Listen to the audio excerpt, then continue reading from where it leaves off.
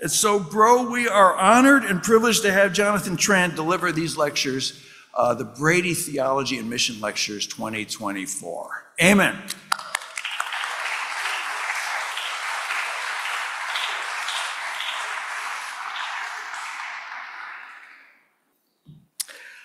I can't get over this church. I've been in many different places, many different kinds of churches, and I don't think I've ever seen anything quite like this. How every church in America does not have a depiction of the middle passage to tell the story of America. The story of 4 kids killed in a church. Story of kids killed in these neighborhoods. It's 20 years from now, you're going to come to Baylor University and you're going to find a building that looks just like this. And you're going to say to me, hey, that looks like our building. Did you get that idea from, Pastor Hatch's church? I'm going to say, no, I came up with it all by myself. It's an amazing building, and it's an absolute honor to be with you to give the Hatch Theology and Mission Lectures. Reverend Dr. Hatch, it's absolutely honored to sit here at your pulpit and the long 30-year legacy of your tenure in this community, in this church. President, thank you for having me at Northern Seminary. I will say more about the incredible gift that this week has been teaching the D-Min students in our cohort. So I bring you greetings from my church, Mosaic Church in Waco, Texas. Pastors Slim Thompson and Reverend Dr. Malcolm Foley bring their greetings. I bring greetings from the Honors College. Dean Doug Henry sends his blessings your way. And I certainly bring greetings from my family, the Tran family, including my wife, who I think is watching tonight. This is probably the first time she's ever watched me, which, honey, I hope this is proof that I actually do something when I go places.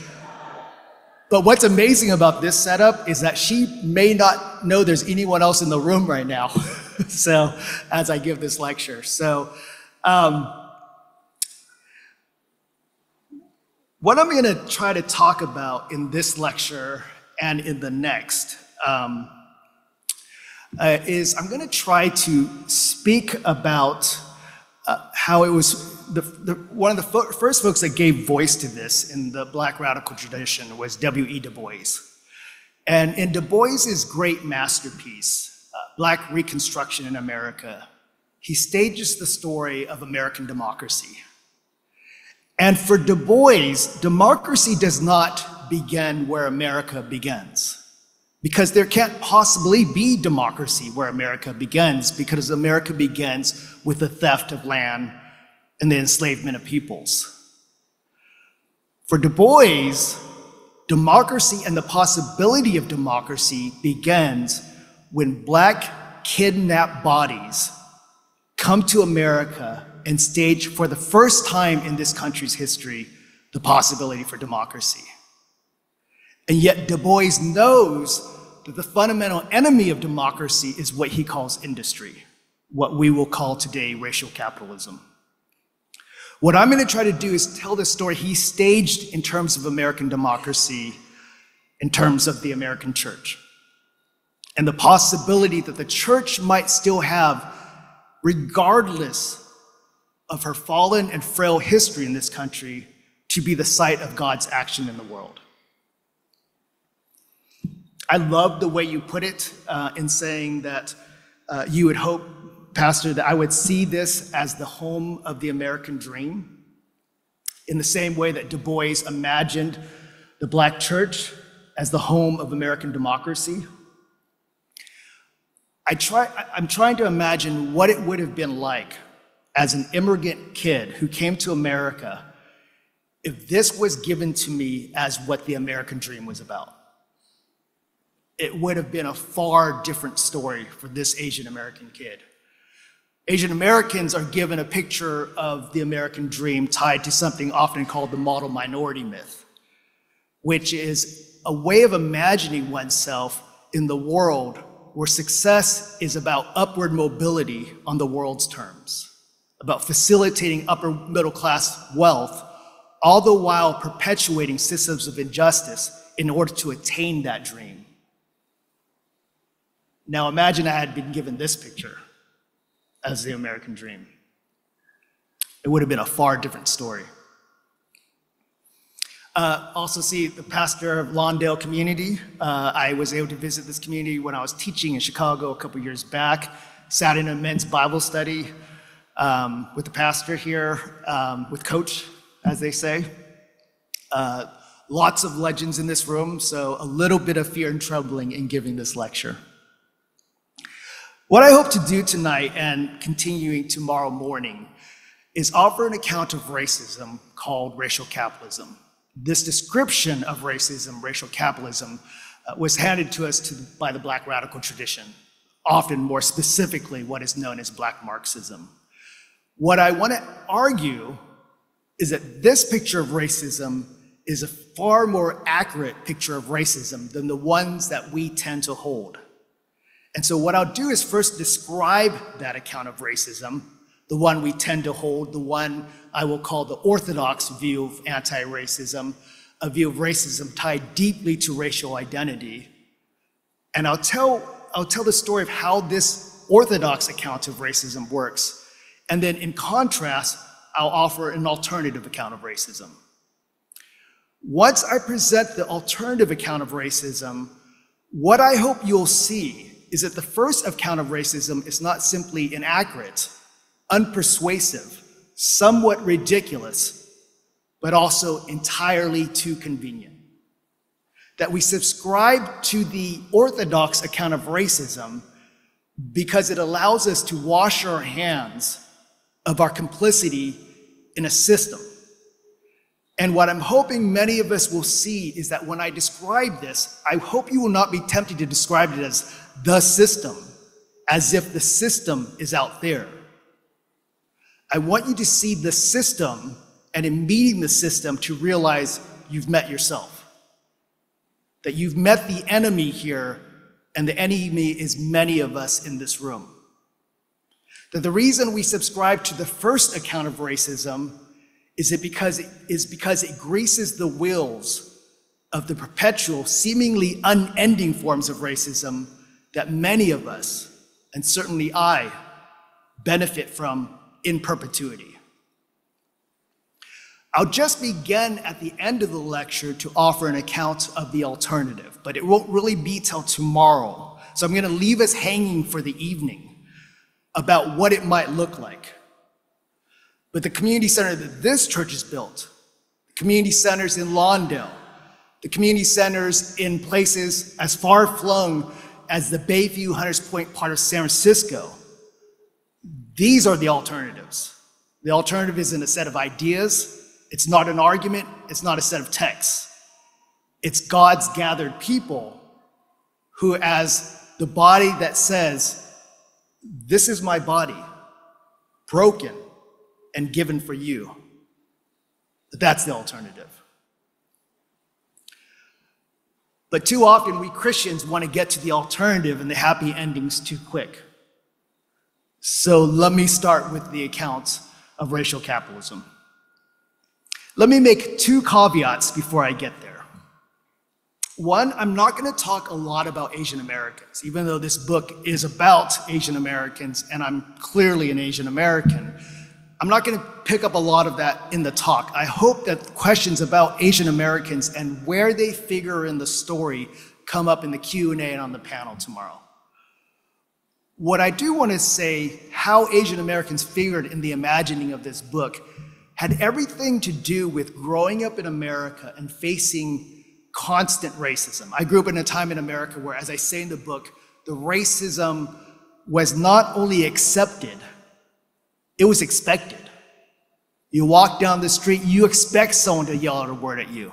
You walk in the mall, you expect someone to follow you around. You walk into a church, into a school, and you expect people to look at you with suspicion. I came to America after America perpetrated 3 wars: Japan, Korea, and Vietnam. 3 wars in a row with people who looked like me.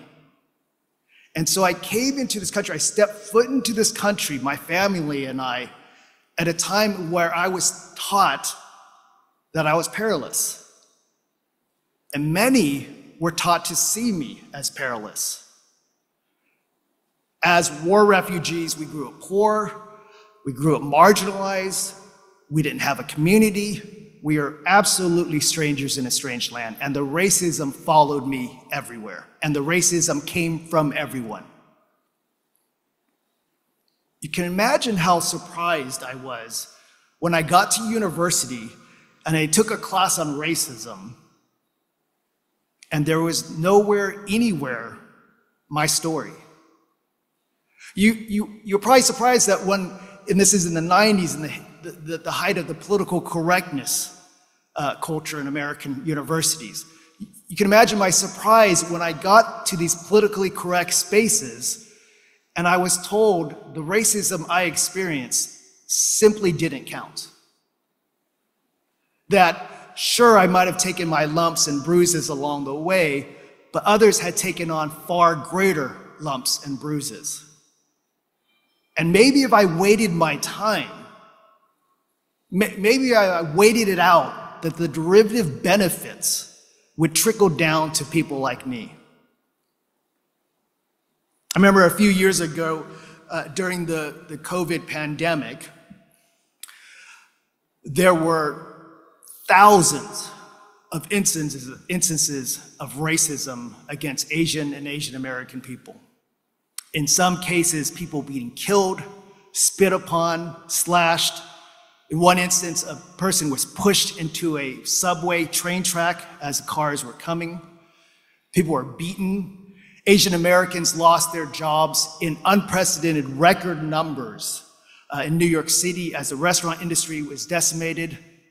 I believe it's something like 40% of all frontline nurses that died during COVID were Filipino Americans. And yet there was nary a word about this. At the time, you'll remember there was what was being called a racial reckoning in America.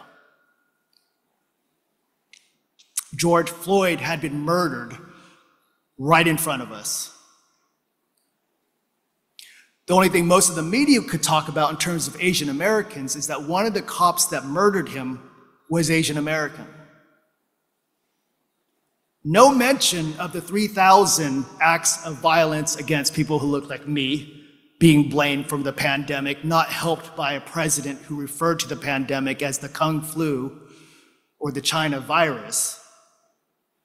But there was no imagining in the American psyche that these were proximate stories. As if in our imagination, it was just too narrow to think that these could be related phenomena. And if related, only one could count. As if our struggles weren't linked in significant ways, including the linkage of Asians and Asian Americans perpetrating in their history very serious and very systematic forms of anti-Blackness. But those stories simply didn't register. When I got to become a Christian, I thought maybe I would find something different. But what I found is that most Asian and Asian American churches didn't want to talk about racism at all, much less their complicity in it.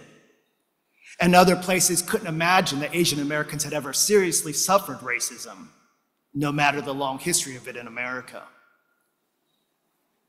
This book is fueled by that.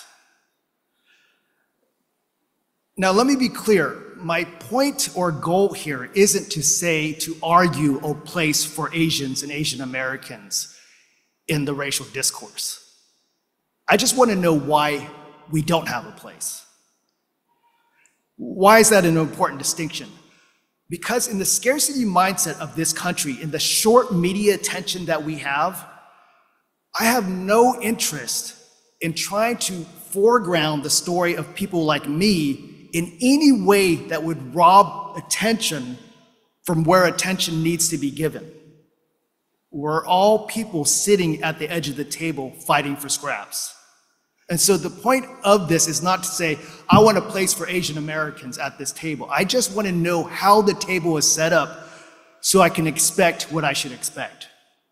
So that I can tell my children, who are literally the only Asians and Asian Americans at their school, how to prepare to navigate life. How I will be able to explain to them, look, I know you're marginalized in a place like Waco, Texas, and you're going to be marginalized again in anti-racism conversations. I just want you to be prepared for that.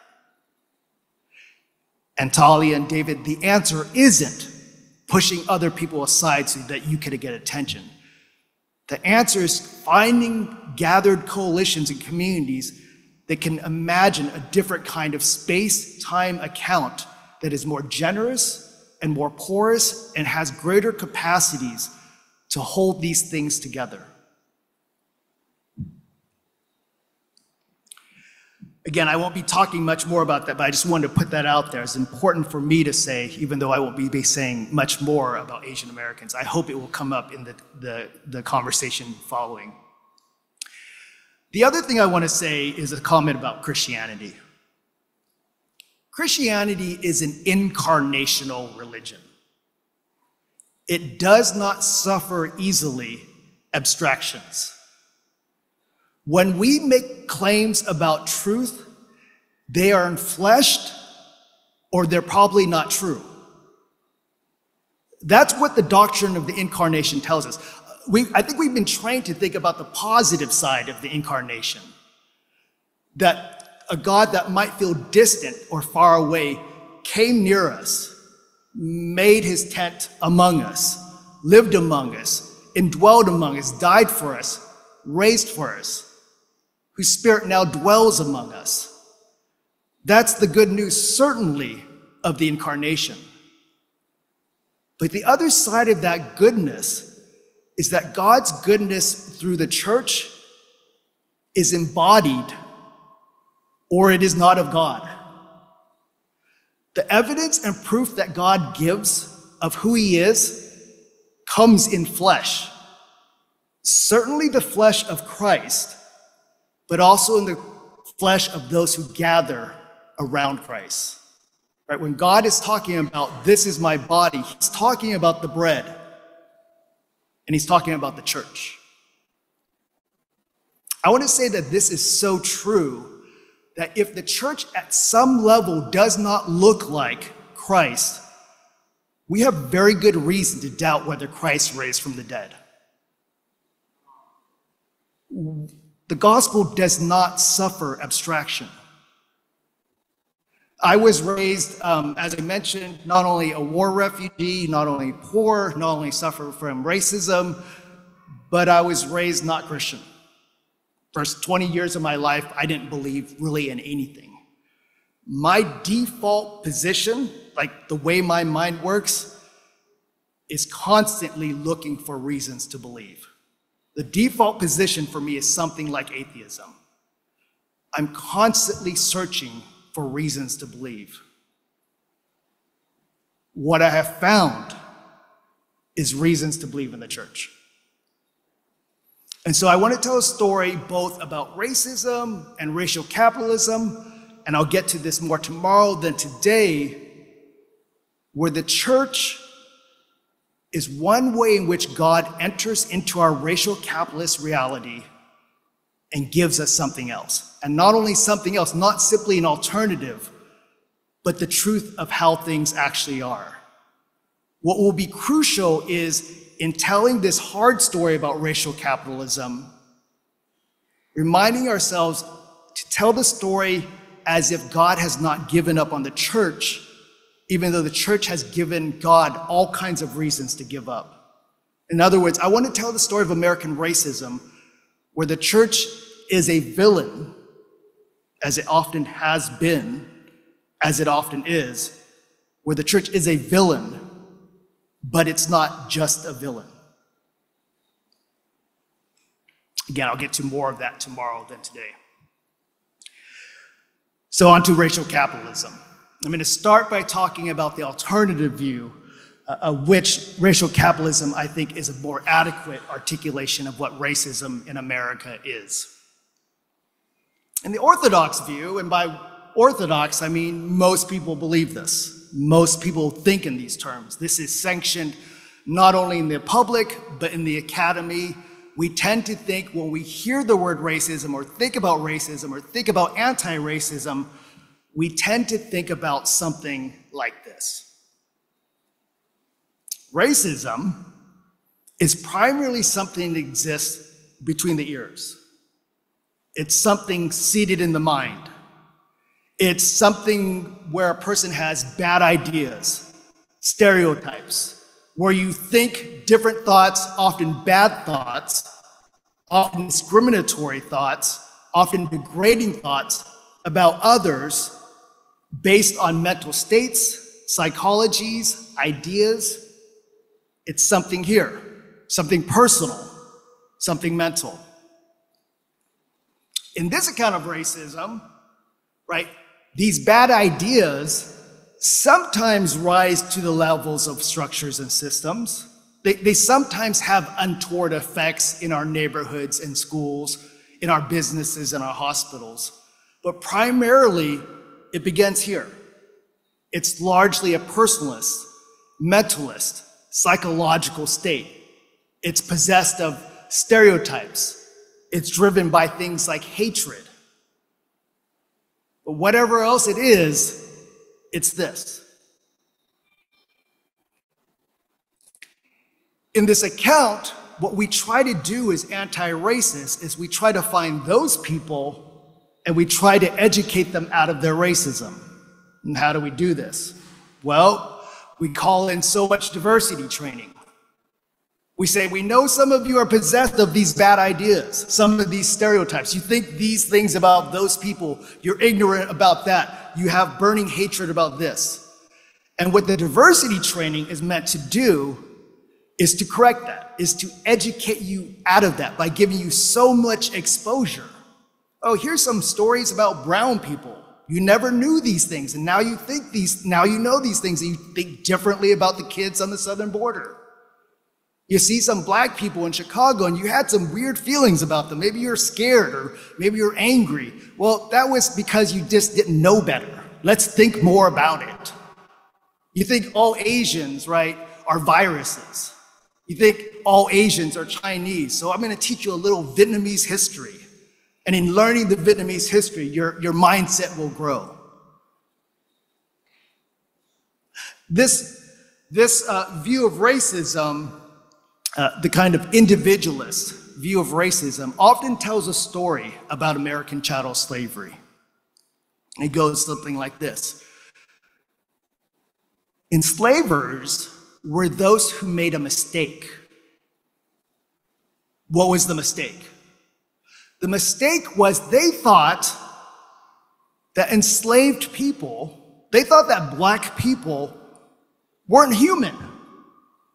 They made a metaphysical category error, right? They saw them as somewhere sitting maybe right below humans and right above non-human animals. And if the slavers, if the planters knew in fact that they were human, they would have changed their behavior. So it was just a big category error, metaphysical mistake. And so the tragedy of slavery was we weren't sufficiently enlightened. Had we been enlightened, we wouldn't have enslaved those folks. This account of racism as individual, as something occurring between the ears, as driven primarily by hatred or discrimination or bad ideas or false perceptions, bad experiences, is what I want to call the orthodox view. Lots of us have it. Lots of us think it. We may often sometimes talk about systemic or systematic racism, but we tend to get caught in this idea of what racism is. And again, if that's what racism is, then the anti-racism is simply to train that out of people. And if you can't, remove them from polite society. The idea is that the racist has these thoughts in her head and just follow her social media long enough and she'll out herself. And then we can all pile on in a series of, I don't like that comment, all the while patting ourselves on the back that we're not racist because we know she certainly is. entirely too convenient. Entirely too convenient. The tragedy of American racism is not that we made a metaphysical mistake. It was not founded on a category error. We were not confused about matters. The tragedy of American slavery in this country isn't that we confused those who were human for less than human and enslaved them. The tragedy of American slavery is that we enslaved those who we could not fail to know were human. That our capacities for evil are so great that we could know all we needed to know and do what we did. Again, in perpetuity. The account of racism that I want to offer as a contrast to the individualist account, the orthodox view, the one that happens largely between the ears and sometimes escapes and that needs to be canceled or corrected by so much diversity training, is again what the Black radical tradition has called racial capitalism. Let me give you a picture of what it looks like and what it works, how it works. It is not primarily about hatred or things I think that could be easily corrected. Instead, it goes like this. We live in a world, and specifically in our context, a country, and specifically in our context, in this city, just like I live in my city, Waco, Texas.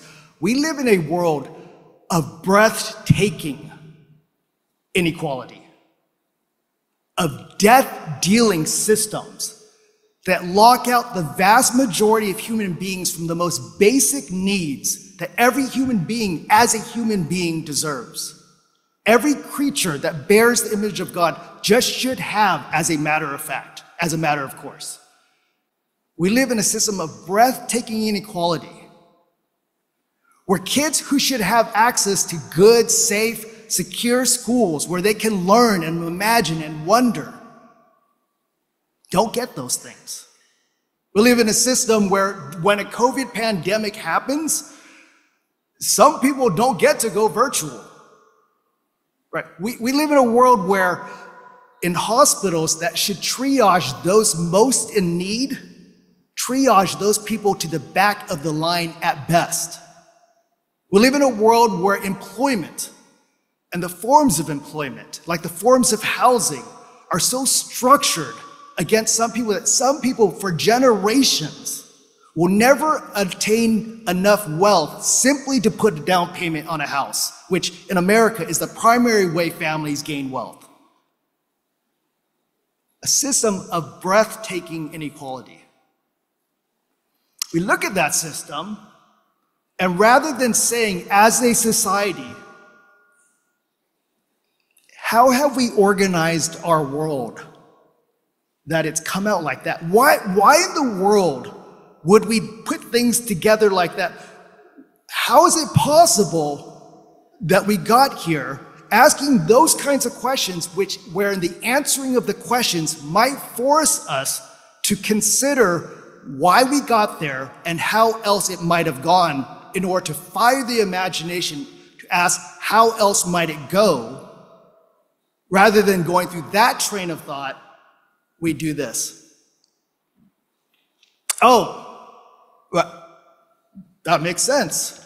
Why those kids don't have schools. Oh yeah, now that I see them, I can see why those people don't have access to basic health care. Oh yeah, the job thing, the house thing, makes sense. They're black. They're brown. They're not white.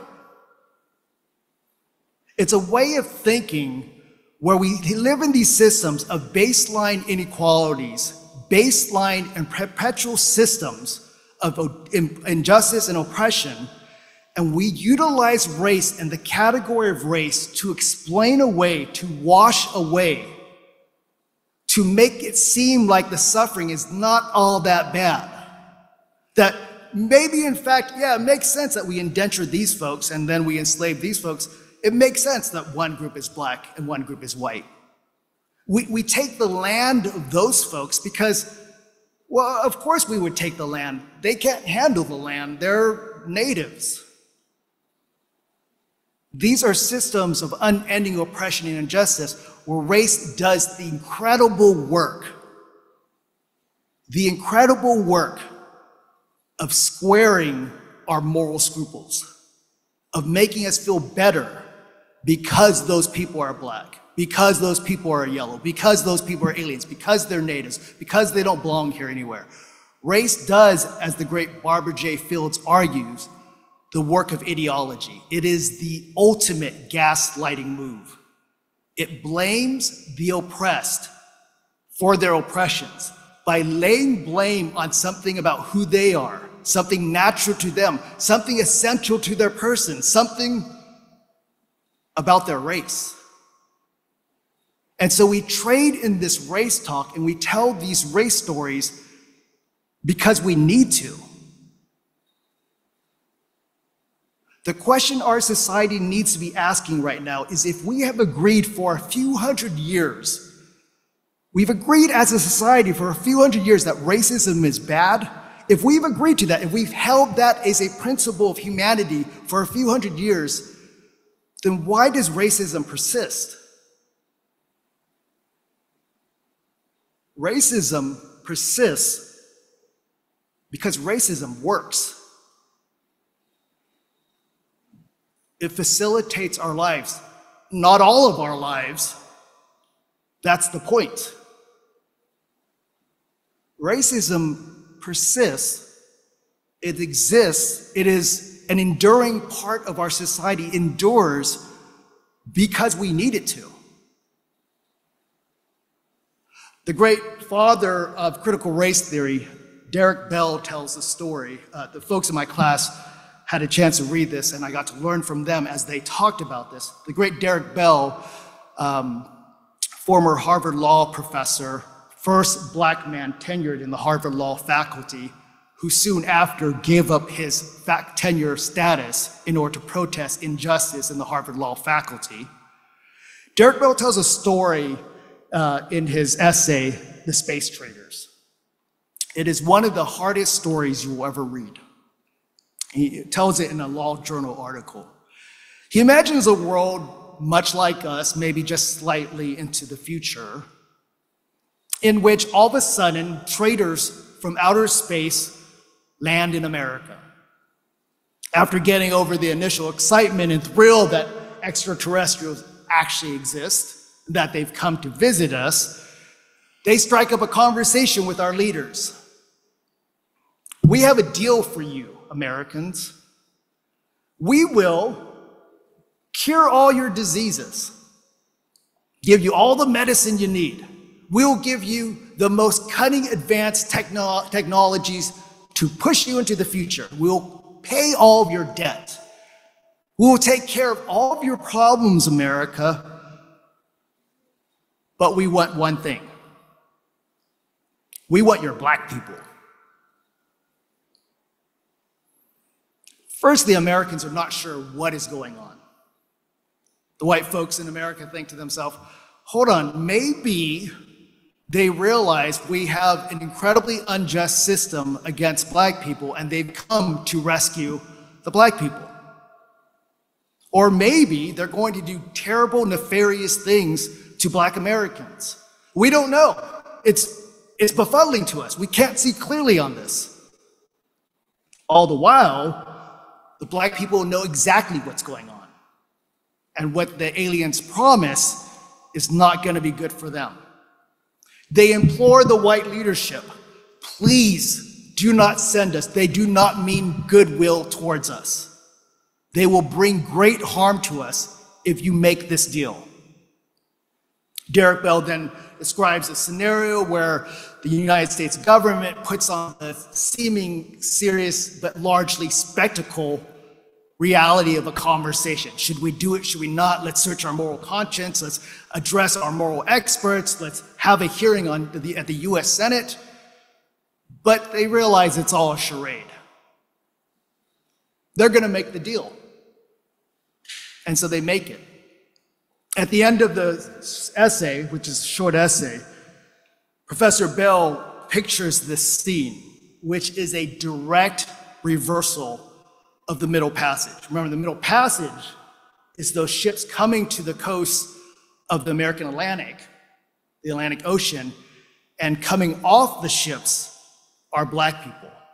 Professor Bell imagines instead a scene where the spaceships are parked off the Atlantic Ocean, and onto the ships are leaving black people to their doom. But this is where Professor Bell shows his genius. He says, what's disturbing is, on the one hand, of course we would sell our black people. That's just what we do. It's called America. But the genius comes in the next statement. On the one hand, of course we would sell them. On the other, we would never sell them. They're too valuable. Without them, we can't have all of this. Their presence as scapegoats, their presence as what you should not be in America, their presence as the third in the American dream is what we need to retain in order to explain why the world works like this. When a little kid looks up and says, why don't I have education? It just seems like something I should have. Well, because you're black. Or when the other kid says, why can't my friend have education? The parent says, because he's black. And when either of the kids say, why is educational system set up like this? Who created this madness? Who put this together? You say, well, it wasn't our fault. It makes sense. They're black. They're brown. It's these ideologies of thought, according to Professor Fields, that facilitates a system that enables it to go on forever because it takes what is obviously mad, morally problematic, nefarious, and squares it, smooths it over with the ideology of race. It allows race to explain away the system of extraordinary inequality. And let me offer one more example of how this works. And this is going to be close to home for many of us. It has to do with the question of gentrification. In Roth's book, The Color of Law, he tells the story of American redlining. And this is a story familiar to us, and it is a story that exemplifies the Orthodox view. In redlining, what we imagine people doing in this Orthodox account of racism is this. You have some people trying to buy houses. There are all kinds of people because, surprise, everyone needs houses. There's black people, there's white people, there's Asian American people, there's Latina people, so on and so forth. In this Orthodox account of racism, there's this racist mortgage worker.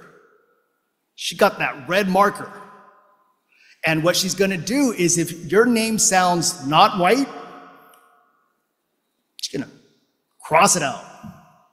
Or maybe her redlining will work like this. She looks at different parts of Chicago, she looks at different parts of Waco, she's gonna put a red line. This is where they belong. Put a red line. This is where only white people belong. Again, the person with the diseased imagination, with the thinking that people are with racist thoughts that then red line or red circle. And what we can hope for is maybe the mortgage company, right? What our anti-racist hearts can hope for is that maybe the mortgage company will have a diversity training. And they'll expose her to good black people. Maybe they'll show her some Morgan Freeman movies. Maybe she'll learn a little bit of history about Asian Americans and the internment. And all of a sudden, she'll feel better about these people and she'll put away the red pen. This story right? And then what happens next, according to the gentrification story we often want to tell, is then these people no longer have access to their own neighborhoods, and then white people move in. It's a narrow racist story about the narrow racist imagination. Does this kind of thing happen? I'm sure it does. But that's not the most deadly version of what the mortgage industry does to Black and brown people. Not even close.